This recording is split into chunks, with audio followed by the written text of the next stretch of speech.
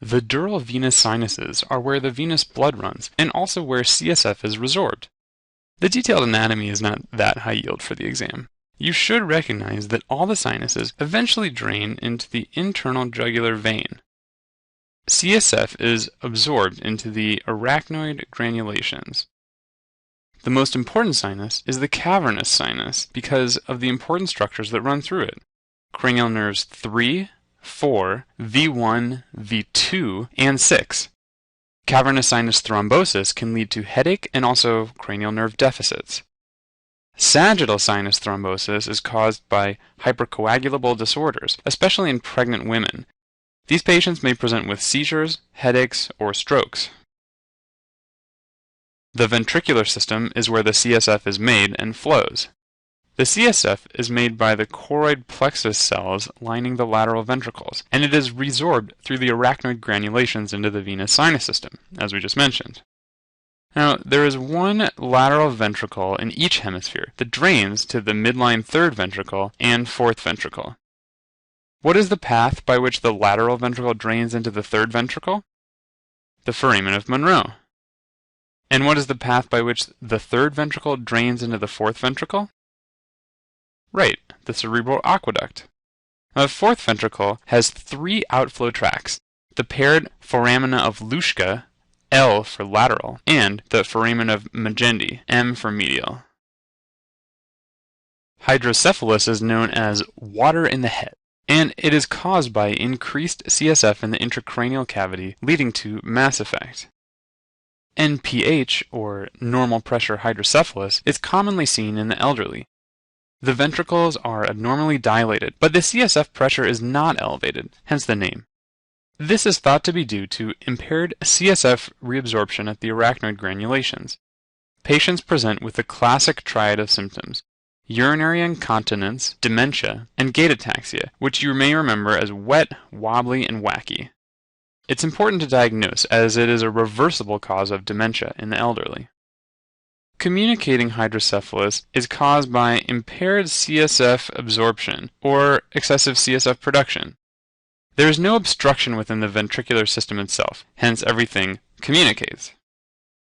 Non-communicating hydrocephalus, or obstructive hydrocephalus, is caused by some sort of true obstruction of flow within the CSF system.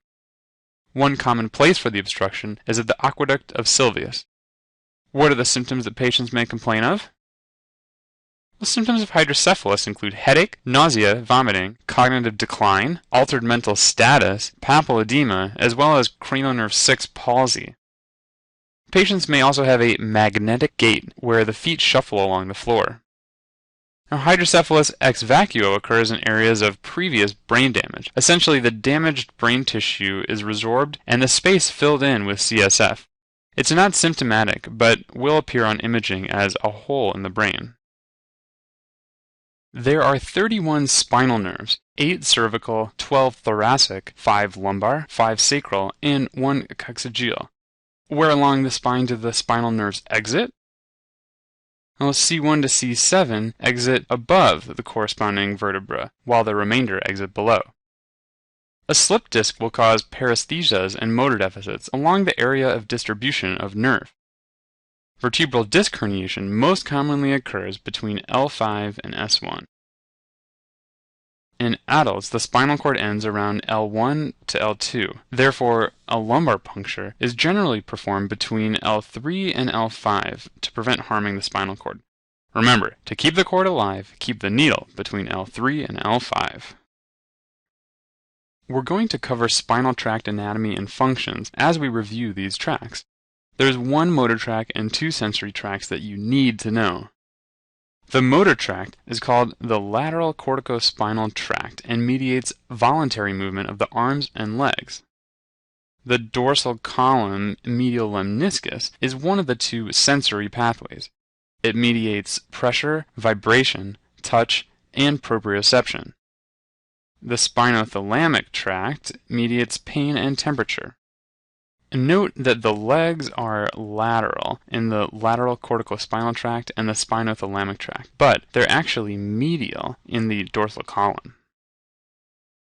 Now we'll dive into some more detail about these tracts. The dorsal column medial lemniscus, which we mentioned deals with touch and vibration, has primary sensory neurons located in the dorsal root ganglion. The neuron travels ipsilaterally up to the medulla, where it synapses in the nucleus cuneatus for the upper body and in the nucleus gracilis for pathways from the lower body. The second neuron then crosses to the contralateral side as it travels up the brainstem to the thalamus, where it synapses with a third neuron traveling to primary somatosensory cortex. The spinothalamic tract has cell bodies of the sensory neurons located in the dorsal root ganglion. Unlike the dorsal column, which ascends ipsilaterally, the spinothalamic tract synapses immediately upon entering the spinal cord through the dorsal root. The second neuron then crosses through the anterior commissure to the contralateral side and ascends to the thalamus, where it synapses again. The third neuron then travels from the thalamus to the primary somatosensory cortex. The last of the three major tracts is the lateral corticospinal tract, which is the descending motor tract. The neurons originate in primary motor cortex, decussate or cross at the medullary pyramids, and descend down the spinal cord. The upper motor neurons synapse in the ventral horn of the spinal cord, and the lower motor neurons exit through the ventral root to innervate muscles. Each cerebral hemisphere controls the contralateral body because of the pyramidal decussation. Later we'll look at a hemilesion in the spinal cord to review the function of each of these tracts.